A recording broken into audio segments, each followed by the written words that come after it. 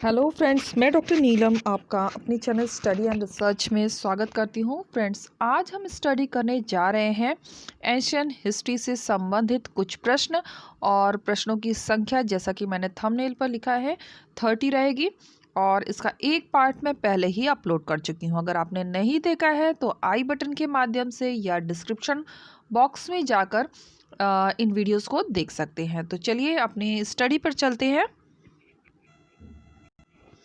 इस तरह का वीडियो पसंद आता है तो लाइक शेयर सब्सक्राइब करना मत भूलिए। सब्सक्राइब करने के बाद बेल आइकन की घंटी को जरूर प्रेस कर लीजिए ताकि इस तरह का वीडियो मैं जब भी अपलोड करूं उसका नोटिफिकेशन आसानी से आप तक पहुंच सके।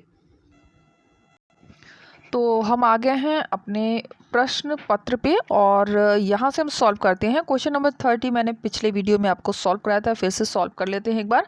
निम्नलिखित में से किस गुप्तकालीन कृति को कौटिल्य के मौर्य कालीन ग्रंथ अर्थशास्त्र के समतुल्य माना जाता है?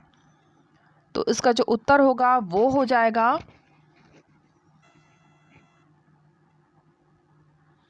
कामदंक नीतिसार। ऑप्शन ए हमारा यहाँ पे करेक्ट होगा। नेक्स्ट क्वेश्चन, प्राचीन भारत के विधि निर्माता का सही कालक्रम क्या है? तो विधि निर्माता दिए गए हैं और उन्हें हमें क्रम में व्यवस्थित करना है। तो किस तरह से व्यवस्थित करेंगे? तो चलिए व्यवस्थित करते हैं। सबसे पहले आ जाएगा मनु, नंबर 1 पे हम रखेंगे। इसके बाद हम रखेंगे यज्ञवल्क्य को नंबर 2 पे। इसके बाद नारद नंबर 3 पे और सबसे लास्ट में मेघातिथि को नंबर 4 पे। तो इसमें जो हमारा मैचिंग आंसर हो रहा है वो हो जाएगा ऑप्शन सी। नेक्स्ट क्वेश्चन पे आ जाइए। वेदांगों की संख्या कितनी है? तो मुझे उम्मीद है इसका उत्तर आप सभी को पता होगा। वेदांगों की संख्या कुल 6 है। ऑप्शन ए हमारा यहाँ पे करेक्ट हो जाएगा। पीटकों की भाषा क्या है? पीटकों की भाषा क्या है? तो पीटकों की जो भाषा है वो होगी पाली। ऑप्शन ए हमारा करेक्ट होगा।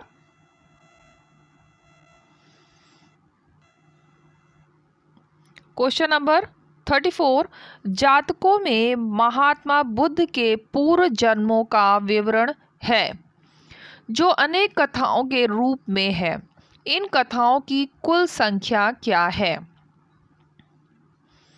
तो कथाओं की जो संख्या है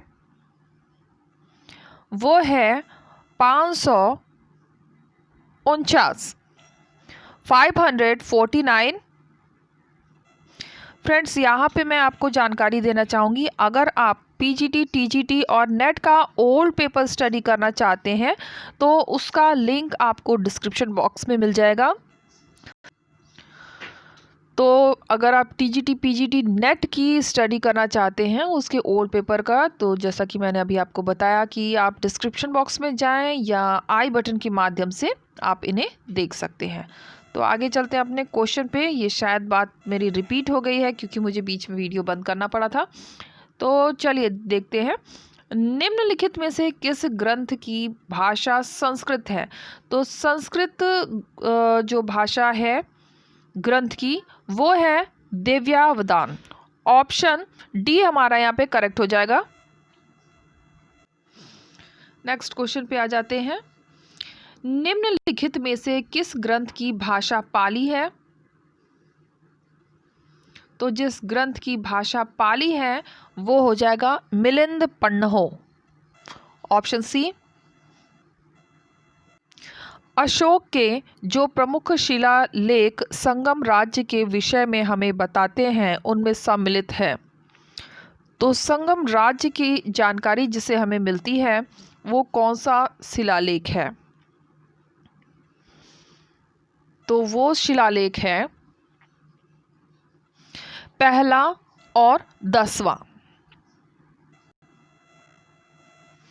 संगम शब्द का अर्थ है,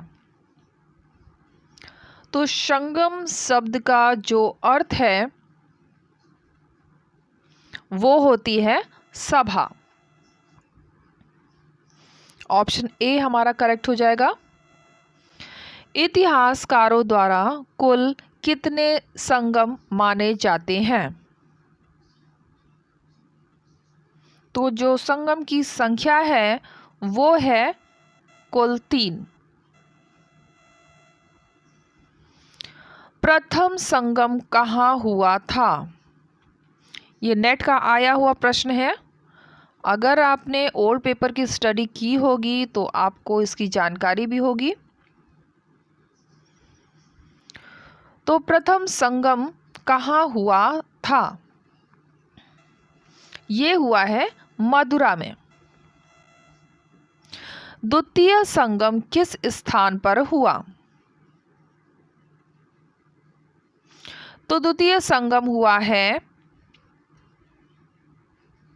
कपातपुर में। ऑप्शन सी हमारा यहाँ पे करेक्ट हो जाएगा। समकालीन शासन पद्धति थी। तो समकालीन जो शासन पद्धति थी वो हो जाएगा राजतंत्रात्मक। ऑप्शन सी हमारा करेक्ट हो जाएगा।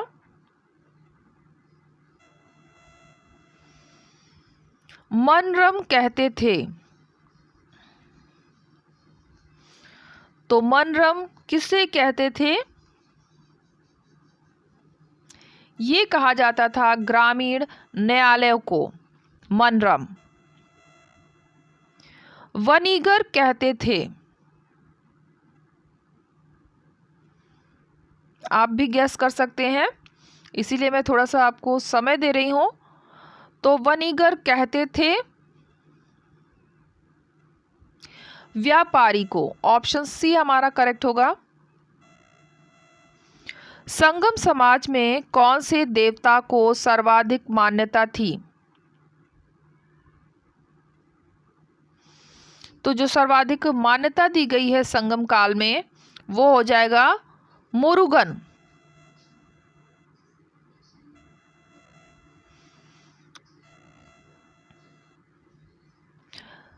कैक्विकल का अर्थ है,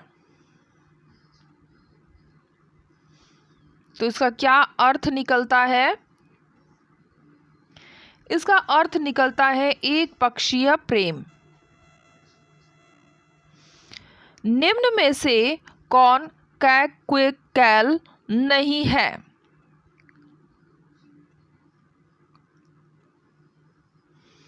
तो जो नहीं है वो हो जाएगा गंधर्व। ये कैक्विकल नहीं है।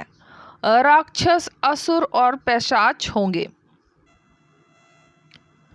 एनादी की उपाधि किसे दी जाती थी? एनादी की उपाधि किसे दी जाती थी? तो ये उपाधि जो दी जाती थी वो हो जाएगा सेनापति को।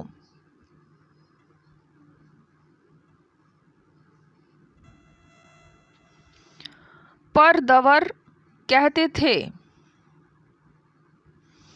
तो परदवर किसे कहते थे? ये कहा जाता था मछुआरे को। प्राचीन दक्षिण भारत के संगम समाज से संबंधित निम्न में से कौन सा एक कथन सही नहीं है? यानी जो इनकरेक्ट है उसी को हमें चूज करना है। तो जो सही नहीं है वो हो जाएगा उन्हें दास प्रथा का ज्ञान नहीं था। बाकी सभी करेक्ट है। वहाँ सती प्रथा विद्यमान नहीं थी, करेक्ट है। उन्हें पवित्र विवाह सूत्र ताजी का ज्ञान नहीं था। वहाँ स्त्रियों का राज सिंहासन पर कोई अधिकार नहीं था, ये भी करेक्ट है। तो जो इनकरेक्ट हो रहा है, तो यहाँ पे थोड़ी सी मिस्टेक हो गई है। फिर से एक बार हम क्वेश्चन देख लेते हैं। प्राचीन दक्षिण भारत के संगम समाज से संबंधित निम्न में से कौन सा कथन एक सही है? तो इसमें जो हमारा सही हो रहा है वो केवल एक ही हो रहा है, वो हो जाएगा ऑप्शन ए, उन्हें दास प्रथा का ज्ञान नहीं था। ये सही है, बाकी सभी इनकरेक्ट है। वहाँ सती प्रथा विद्यमान नहीं थी, जबकि वहाँ पे सती प्रथा विद्यमान थी। सी कहता है उन्हें पवित्र विवाह सूत्र ताजी का ज्ञान नहीं था। ये भी गलत हो रहा है, और वहाँ स्त्रियों का राज सिंहासन पर कोई अधिकार नहीं था, जबकि दक्षिण भारत में स्त्रियों का शासन से संबंधित कई सूचनाएं प्राप्त हुई हैं कि वहाँ पे स्त्रियों का शासन भी रहा है। तो ये सभी गलत हो रहे हैं, केवल एक ही करेक्ट है, उन्हें दास प्रथा का ज्ञान नहीं था। नेक्स्ट पर आ जाते हैं। संगम काल में भारत से निर्यात होने वाली प्रमुख वस्तुएं थी। तो संगम काल में भारत से क्या निर्यात होती थी? रुई और रेशम का निर्यात संगम काल में होता था। संगम युग में अरंगू कहते थे। अरंगू किसे कहा जाता था? तो ये कहा जाता था रंगमंच को। नेक्स्ट क्वेश्चन है, महात्मा बुद्धकालीन महाजनपदों की संख्या थी। तो महात्मा बुद्ध के समय महाजनपदों की जो संख्या थी वो थी कुल 16। बौद्ध धर्म के प्रवर्तक थे। बौद्ध धर्म के जो प्रवर्तक थे वो थे महात्मा बुद्ध।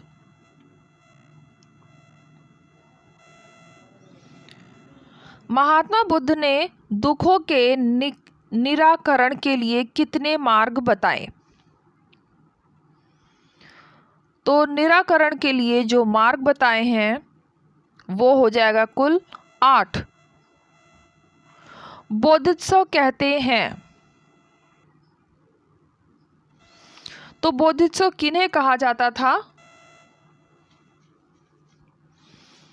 ये कहा जाता था ऐसे व्यक्ति जो ज्ञान प्राप्त करने के पश्चात निर्वाण को इसीलिए स्वीकार नहीं करता ताकि वह अन्य व्यक्तियों को निर्वाण प्राप्त करने में सहायता कर सके।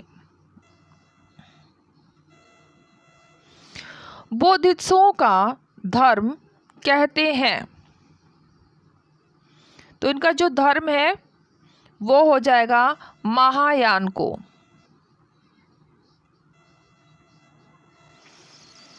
बौद्ध धर्म का प्रतीक क्या है? तो बौद्ध धर्म का जो प्रतीक है वो हो जाएगा 8 तीलियों वाला पहिया।